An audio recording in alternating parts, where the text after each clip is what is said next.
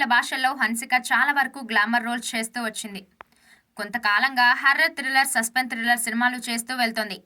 ఇటీవల తెలుగులోనూ ఆమె ఒక థ్రిల్లర్ సినిమా చేసింది. ఆ సినిమా పేరే మై నేమ్ ఈజ్ శృతి.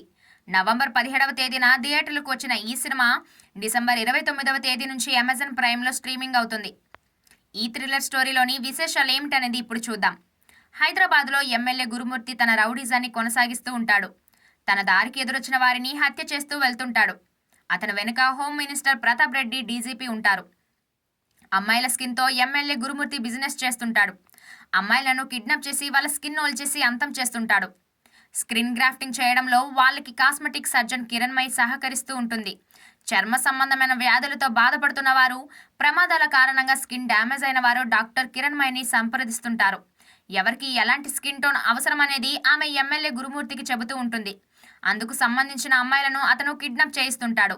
పెద్ద మనుషులంతా ఈ రాకెట్ను సీక్రెట్గా నిర్వహిస్తుంటారు. ఎవరి వాటా వాళ్ళకి ముడుతూ ఉంటుంది.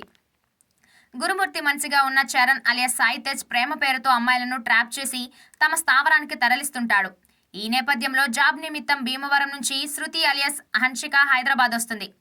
అక్కబావల దగ్గర ఉంటే వాళ్ళ ప్రైవసీకి ఇబ్బంది అవుతుందని భావించిన ఆమె తన స్నేహితురాలతో కలిసి ఒక ఫ్లాట్లో ఉంటూ ఉంటుంది. చాలా తేలికగానే ఆమె చరణ్ ట్రాప్లో పడిపోతుంది. ఒక రోజున శృతి అనుకోకుండా ఆఫీస్ నుంచి మధ్యలోనే తన ఫ్లాట్కు వస్తుంది. ఆ సమయంలో తన స్నేహితురాలతో చరణ్ సాన్నిహిత్యంగా ఉండడం చూస్తుంది. ఆ తర్వాత ఈ విషయంపై ఇద్దరి మధ్య వాదన జరుగుతుంది. చరణ్ ఆంతర్యం ఏమిటనేది తెలుసుకున్న శృతి ఆశ్చర్యపోతుంది. అతని వెనుక మాఫియా ఉందని గ్రహించి నివ్వెరపోతుంది.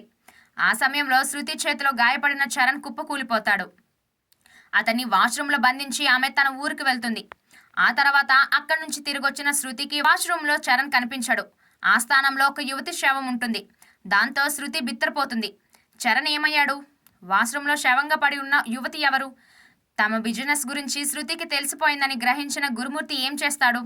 ఫలితంగా ఆమెకి ఎలాంటి పరిస్థితులు ఎదురవుతాయి? వాటి బారి నుంచి ఆమె ఎలా బయటపడుతుంది అనేది మిగతా కథ.